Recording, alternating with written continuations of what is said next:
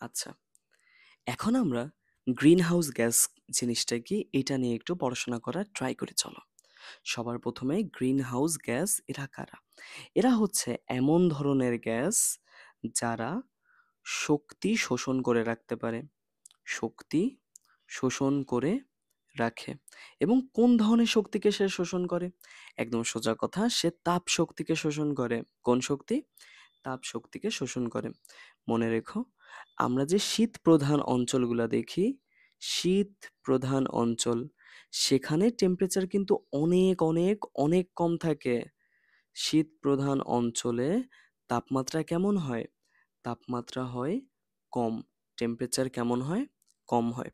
এই টেম্পারেচার কমওয়ালা জায়গার মধ্যে সরাসরিভাবে প্রাকৃতিক পরিবেশে শাক বলো, সবজি বলো, এগুলাকে গ্রো করা যায় না।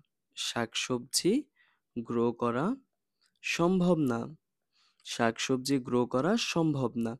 যদি শাকসবজি আমি নাই গ্রো করতে পারি, তাহলে আমি সেসব দেশে খেয়ে বাঁচবো কি?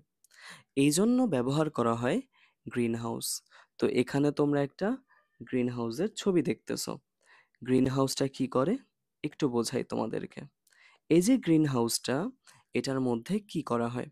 সবার প্রথমে আমরা যদি দেখি সূর্য থেকে আলো আসতেছে, সূর্য থেকে যে আলোটা আসে ওটা কিন্তু অনেক গরম থাকে, তাই না? এই রকম গরম ধরনের আলোকে আমরা বলি হচ্ছে আইআর রশ্মি, যার ইংলিশে হচ্ছে ইনফ্রারেড রশ্মি। ঠিক আছে? Infrared rays. এগুলা কেমন প্রকৃতির হয়? এগুলা একটু হট প্রকৃতির হয়, এগুলা একটু গরম প্রকৃতির হয়। তাহলে আমরা কি বলতে পারি? এখান থেকে যখন আমাদের আসবে আসবে আসবে আসবে, এই যে এভাবে করে রশ্মিটা আসবে, রশ্মিটা এই গ্রিন হাউসের মধ্যে গিয়ে, মানে এই বাসার মতো অংশটার মধ্যে গিয়ে কি হয় জানো? বাসার মতো অংশটার মধ্যে প্রবেশ করার পর এইটার যে টেম্পারেচার, এই যে এটার যে টেম্পারেচার, এটার মধ্যে অনেকটাই চেঞ্জ চলে আসে। আমি আরেকবার একটু বোঝাচ্ছি, দাঁড়াও। এখানে আইআর রশ্মিগুলা সূর্য থেকে যেটা আসে, সেগুলা 400 থেকে 750 ন্যানোমিটার বিশিষ্ট হয়। ঠিক আছে?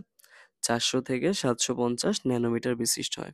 যখন সে এই কাচের গ্লাসওয়ালা এই ঘরটার মধ্যে ঢোকে। ঠিক আছে? কিন্তু কাচের ঘরে প্রবেশ করার পর এই জায়গায় এসে, এই জায়গাটায় এসে তার টেম্পারেচারটা অনেকটাই চেঞ্জ হয়ে যায়। তাহলে টেম্পারেচার চেঞ্জ হয়ে কত হয়? আমি একটু লিখে দিচ্ছি। কাচের ঘরে, কাচের ঘরে প্রবেশ করার পর, প্রবেশ করার পর এই যে তরঙ্গ দৈর্ঘ্য মানে ল্যামডার ভ্যালু, এটা চেঞ্জ হয়ে 7750 ন্যানোমিটার হয়ে যায়। ঠিক আছে? হয়ে যায়। তাহলে আমরা কি বলতে পারি? কাচের ঘরে ঢোকার সাথে সাথে এটার টেম্পারেচার কত হয়ে গেল? 7750 ন্যানোমিটার। এখন যেহেতু এই টেম্পারেচারটা অনেক বেশি, তাই এইটা আর উল্টা রাস্তায় ভেদ কইরা এই কাছ থেকে বের হইতে পারে না। বুঝতে পারছো? এখানেই ট্র্যাপড হয়ে থাকে। আর যখন সে ট্র্যাপড হবে, এই কাচের দেয়ালগুলা বরাবর হচ্ছে জমা হবে, তখন এই কাচের দেয়াল বরাবর টেম্পারেচারটা একটা সার্টেন লেভেল বরাবর থেকে যায়। তাহলে আমরা কি বলতে পারি কত টেম্পারেচার বিশিষ্ট হয়? অ্যাট দ্যাট মোমেন্ট এই রুমের টেম্পারেচার,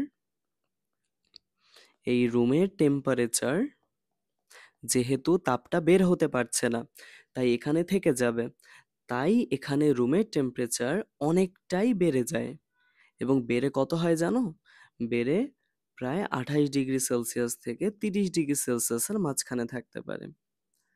তো তোমরা গ্রিন হাউস কিভাবে কাজ করে সেটা একটু বোঝার ট্রাই করলাম। এখন আমরা একটু দেখি যে গ্রিন হাউস গ্যাসের সংজ্ঞাটা কি হবে। সংজ্ঞাটা হচ্ছে বায়ুমণ্ডলে যেসব গ্যাস পৃথিবীকে আবরণ করে ঢেকে রাখে। বায়ুমণ্ডলের, বায়ুমণ্ডলের যেসব গ্যাস, যেসব গ্যাস কি করে? পৃথিবীকে আবরণ করে ঢেকে রাখে। পৃথিবীকে আবরণ করে ঢেকে রাখে, ঢেকে রাখে এই ধরনের গ্যাসগুলাকে আমরা বলবো হচ্ছে গ্রিন হাউস গ্যাস। তাই বলবা যে তাকে গ্রিন হাউস গ্যাস বলা হয়। গ্রিন হাউস গ্যাস বলা হয়। বুঝতে পারলা ভাই? তাহলে বায়ুমণ্ডলে যেসব গ্যাস পৃথিবীকে আবরণ করে ঢেকে রাখে তাকে গ্রিন হাউস গ্যাস বলা হয়। এবং কিছু এক্সাম্পল আমি জানতে চাই তোমাদের কাছে যে গ্রিন হাউস গ্যাস কারা হতে পারে। গ্রিন হাউস গ্যাসের সবচাইতে বেস্ট এক্সাম্পল যদি দিতে বলা হয় তাহলে তোমরা বলবা কার্বন ডাইঅক্সাইড, তারপরে হচ্ছে CH4, আর কে আছে N2O, CFC, H2O, যেটা গ্যাসিয়াস মানে জলীয় বাষ্প। বাংলাটা মনে রাখো, জলীয় বাষ্প, এমসিকিউতে দিয়ে দেয় জলীয় বাষ্প। এরা সবাই হচ্ছে গ্রিন হাউস গ্যাস। যেহেতু গ্রিন হাউস গ্যাস কারা সেটা চিনলা, তাই আমি কিছু ব্যতিক্রমও বলে দিচ্ছি যে কারা গ্রিন হাউস গ্যাস হবে না।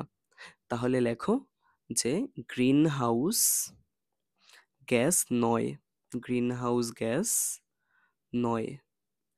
কারা গ্রিন হাউস গ্যাস না? Hydrogen gas, oxygen gas, nitrogen gas, এসব ধরনের গ্যাস গ্রিন হাউস গ্যাস হতে পারে না। কারণ কি জানো? কারণ হচ্ছে এরা আইআর রশ্মি মানে ইনফ্রারেড রশ্মিটাকে শোষণ করতে পারতেছে না, তাই তাহলে শোষণ করতে পারে না। তাহলে ভাইয়া যদি হচ্ছে সে শোষণই করতে না পারে ইনফ্রারেড রশ্মিকে, আমরা কি বলতে পারি? ওরা তাপ শোষণ করার যোগ্যতা রাখে না। দ্যাট ইজ ওয়াই ওদেরকে আমরা গ্রিন হাউস গ্যাস বলবো না। বুঝতে পারলে? আশা করি বুঝতে পারছো। তাহলে আমরা একটু পরের স্লাইডে যাচ্ছি, চলো। এবার আমরা একটু জানার চেষ্টা করব টপিক গ্রিন হাউস ইফেক্ট জিনিসটা কি। গ্রিন হাউস ইফেক্ট জিনিসটা কি? আচ্ছা, তোমরা আশা করি আমার সাথে সাথে উঠিয়ে নিচ্ছ। গ্রিন হাউস ইফেক্ট এটাকে কি বলবা? দেখো, যখন সূর্য থেকে এই পৃথিবী বরাবর এই পৃথিবী বরাবর তোমার তাপ আসে, তাহলে আমরা কি দেখি?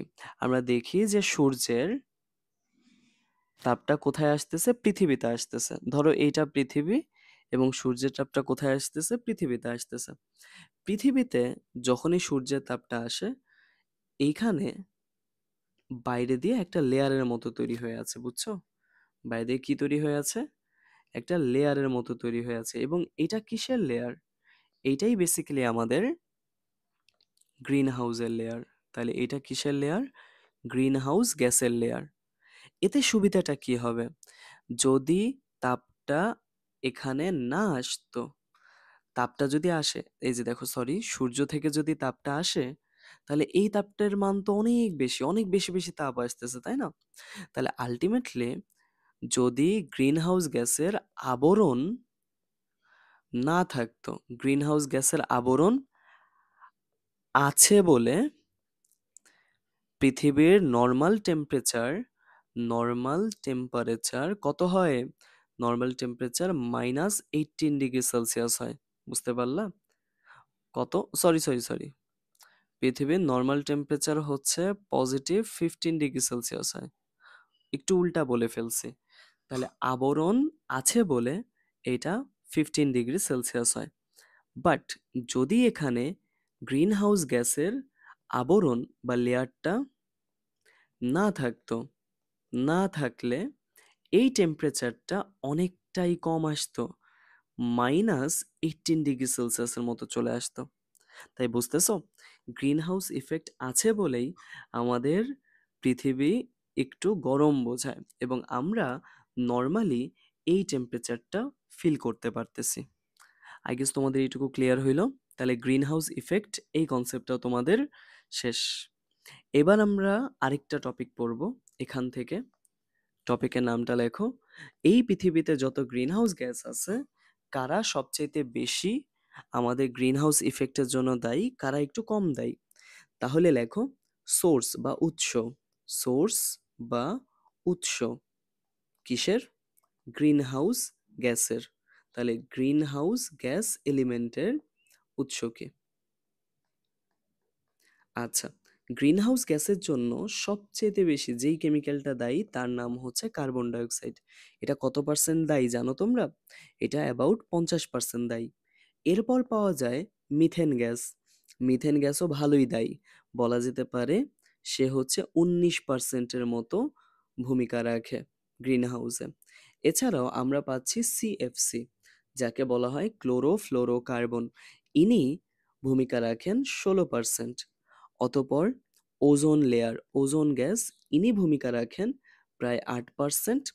পাশাপাশি বলা যায় N2O, এই কেমিক্যালটা রাখে 5% ভূমিকা। তো তোমরা পেলা। এবার আমরা প্রত্যেকটা কেমিক্যালকে একটু ডিটেলসে পড়বো যে কি হচ্ছে এদের মাঝখানে। তো সবার প্রথমে আমরা যেটাকে স্টাডি করতে যাচ্ছি সেটা হচ্ছে আমাদের কার্বন ডাইঅক্সাইড। চলো লেখা যাক CO2।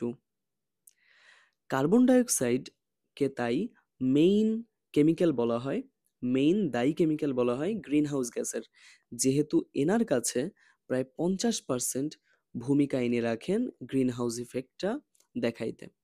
এখন এই পৃথিবীতে অ্যাটমসফিয়ারের মধ্যে দেখো, ইন আর্থ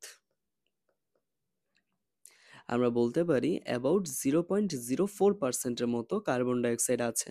এবং যদি শুধু অ্যাটমসফিয়ারের কথা চিন্তা করা হয়, মানে বায়ুমণ্ডলের কথা চিন্তা করা হয়, অ্যাটমসফিয়ারে এই লেভেলটা অ্যাবাউট 350 ppm এর মতো দাঁড়ায়, পার্টস পার মিলিয়নের মতো দাঁড়ায়। বুঝতে পেরেছ?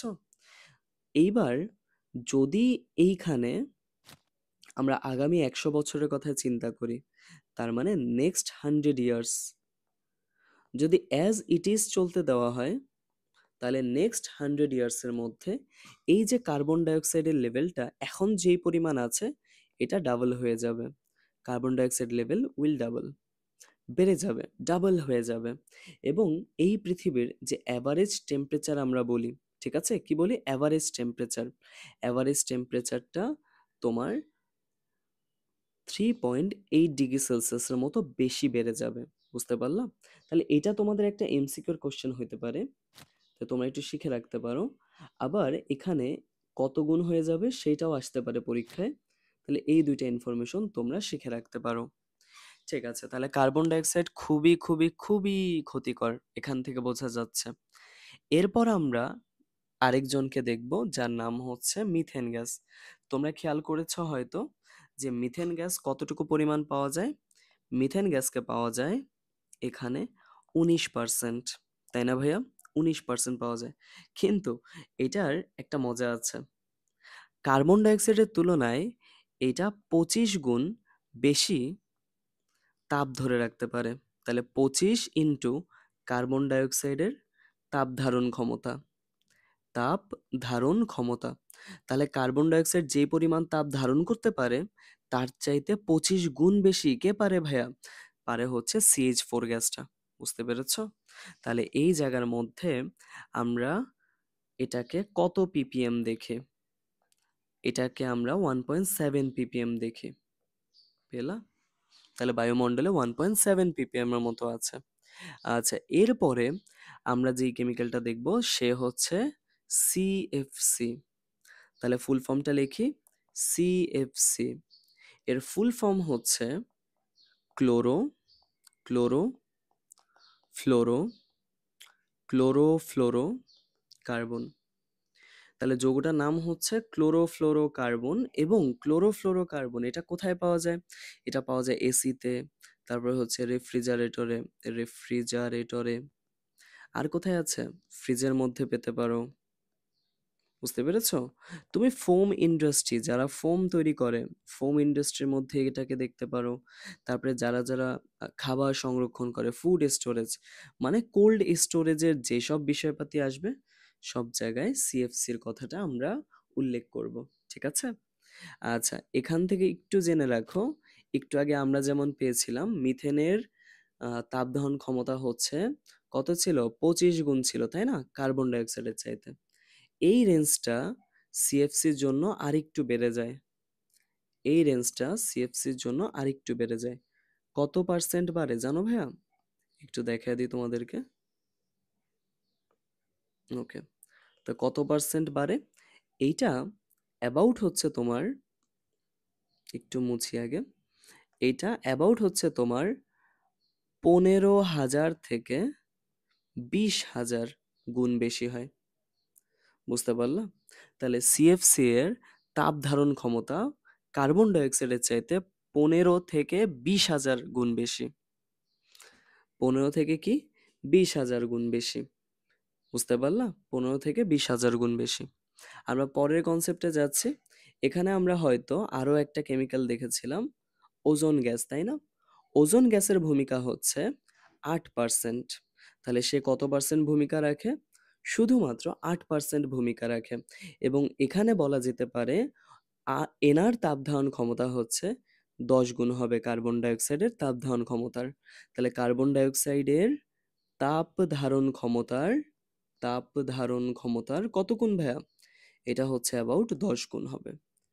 তাহলে তোমরা একটায় পাচ্ছ ২৫ গুণ, একটায় পাচ্ছ ১৫ থেকে ২০,০০০ গুণ, আরেকটায় পাচ্ছ মাত্র মাত্র কত? ১০,০০০ গুণ, ঠিক আছে? তাহলে এই ইনফরমেশনটা পেলা।